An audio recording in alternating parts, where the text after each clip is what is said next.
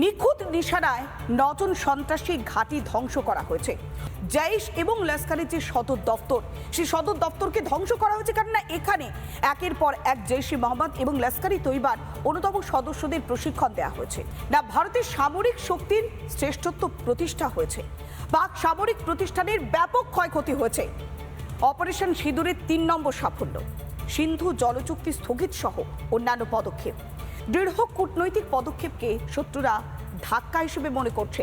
এবার 4 নম্বর সাফল্যটা তুলে ধরি। পাকিস্তানের অর্থনীতিরও ব্যাপক ক্ষয়ক্ষতি হয়েছে, বিশ্বের কাছে হাত পেতেছে পাকিস্তান। আর অপারেশন সিঁদুরের 5 নম্বর সাফল্য কি? না পাকিস্তানের পাশে নেই কোনো বন্ধু দেশগুলি, দরকারে ফের প্রত্যাঘাত ভারতের পক্ষ থেকে। আর অপারেশন সিঁদুরের 6 নম্বর সাফল্য কি? না শত্রুর বিরুদ্ধে প্রস্তুতির পরীক্ষা। সামরিক শক্তির ব্যাপক পরিমাণে যে জয়, তা কিন্তু ছবিগুলোতেই স্পষ্ট হয়েছে। 7 নম্বর সাফল্য কি?